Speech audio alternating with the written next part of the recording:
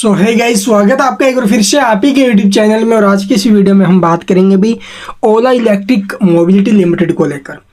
आपने देखा होगा अभी हाल ही में कंपनी का आईपीओ आया था 9-10 तारीख के आसपास, और 76 रुपये जो इसका प्राइस रखा गया था आईपीओ के अंदर वही उसी भाव पर ओपन हुआ। और फिर उसके बाद आप लोग देखोगे स्टॉक 157 का हाई बनाया इसने। जबरदस्त एक्शन रहा है स्टॉक में, ऑलमोस्ट डबल इसने दिए रिटर्न्स जो भी डटा हुआ रहा है। फिर 76 के भाव में स्टॉक में खरीदारी की, उन्हें बहुत बेनिफिट्स हुए यहाँ पर। बट अभी के टाइम आप लोग देखोगे पिछले 3 दिन से जो शेयर है वो हमें ऊपर से गिरते हुए नजर आ रहे हैं। कल तो फिर भी थोड़ा बहुत स्टॉक में मोमेंटम बना था क्योंकि इसके 2 जो ओला स्कूटर्स है उनको पीएलआई में अप्रूव्ड मिल गए, ठीक है। उसकी वजह से तेजी के साथ ओपनिंग हुई बट स्टॉक डटा नहीं ऊपर में। और आज फिर जो शेयर है वो 5% की गिरावट में क्लोजिंग लिया है और स्टॉक वैसे 7% के करीब फिसल चुका था। गिरावट के पीछे सिर्फ एक ही रीजन है, प्रॉफिट बुकिंग, क्योंकि स्टॉक में जो तेजी बनी थी पीछे वो पागलपन तरीके से बनते हुए नजर आए थे। कोई ठोस वजह नहीं थी भी उस तेजी के पीछे। जो स्टॉक ने 100% की रैली दी थी ना, उसके पीछे कोई ठोस वजह नहीं थी भी इस वजह से स्टॉक में एक्शन आया हो, कोई और मोमेंटम बने हो, तो कोई कुछ खास बात नहीं थी।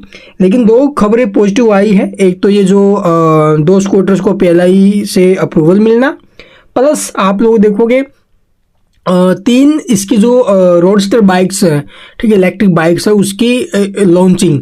तो ये 2 खबरें पॉजिटिव है जिसकी वजह से स्टॉक देखो भाई 100 रुपये के आसपास आना चाहिए था, लेकिन स्टॉक गया हुआ कहाँ पर 157। तो स्टॉक बहुत ज़्यादा हाई हो चुका था, तो इसलिए ऊपर से तो टूटना है भाई। तो यहाँ से कहाँ तक गिर सकता है। और साथ में आज एक और बड़ी नेगेटिव न्यूज़ आई है। वो नेगेटिव न्यूज़ क्या है, चलिए सबसे पहले वो मैं आपको दिखाता हूँ।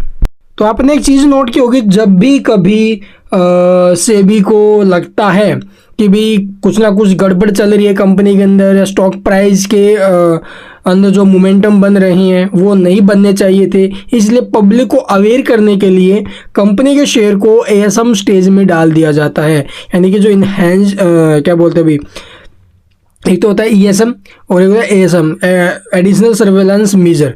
तो इसके अंदर जो है अभी इसको डाला गया है। और इसके अंदर डालने से क्या होगा कि जो भी भाई यहाँ पर खरीदारी करेगा तो उन्हें एक सचेत किया जाएगा कि स्टॉक ऑलरेडी बहुत ज़्यादा हाई, बिना किसी कारण से स्टॉक में रैली बनी है, उस वजह से थोड़ा बहुत यहाँ पर आपको सचेत रहना चाहिए। तो एडिशनल सर्वेलेंस मेजर में डाला गया शेयर को, एएसएम के फर्स्ट स्टेज में आप लोग देख सकते हो आज के दिन जो है इसे डाल दिया गया है। तो ये इसके अंदर एक नेगेटिव संकेत है। तो यहाँ से स्टॉक में अभी और गिरावट के संकेत बन रहे हैं अभी के टाइम, ठीक है। तो चलिए देखते हैं अब इसका चार्ट वगैरह। तो यहाँ पर देखोगे भी अब ये जो शेयर है वो ऊपर से गिरना स्टार्ट हो चुका है और स्टॉक पिछले 2-3 दिन से लगातार गिर ही रहा है भाई। अगर देखा जाए तो ऊपर से इसका जो हाई था लगभग 157 रुपये, वहाँ से अभी के टाइम जो शेयर है वो 17% क्रैश हो चुका है। जी हाँ, 17% ऑलरेडी गिर चुका है। और इसके चांस देखो भाई 100 रुपये के आसपास आने के हैं, यानी कि 30-35% के करीब जो शेयर है वो ऊपर से फिसल सकता है यहाँ से।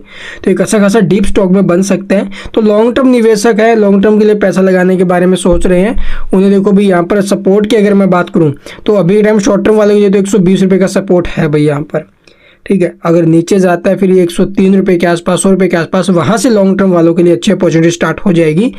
और 100 रुपये के आसपास से अगर स्टॉक मिले तो वहाँ से एसआईपी भी हम कर सकते हैं, ठीक है। बट वो करेंगे कितने टाइम के लिए, 1 साल, 2 साल, 3 साल। तो ये हमें विजन लेके चलना पड़ेगा कि हमें करना कितने टाइम के लिए, तो वो आपको ऊपर डिपेंड करता है अभी आप कितने टाइम तक इसको होल्ड कर सकते हो।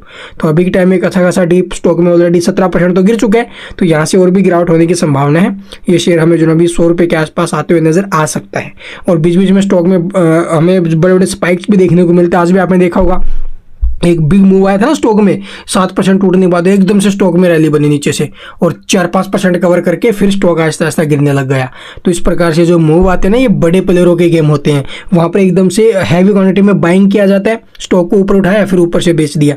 तो भाई ऐसे स्टॉक्स में हम छोटे जो रिटेलर है वो नहीं कमा पाएंगे, ठीक है। यहाँ पर गंवाने के सिवाय हमारे पास कुछ भी नहीं होगा। तो इसलिए थोड़ा सा संभल के रहना भाई। जिनको फ्रेश एंट्री लेनी है वो अभी वेट करें बॉटम का, और जिनकी होल्डिंग है इसके अंदर और लॉन्ग टर्म के लिए सोच रहे हैं भाई, या फिर हाई प्राइस से खरीद लिया है और आगे इसके अंदर रिस्क नहीं लेना चाहते, तो 121 रुपये के आसपास का सपोर्ट है। And thank you for watching the video.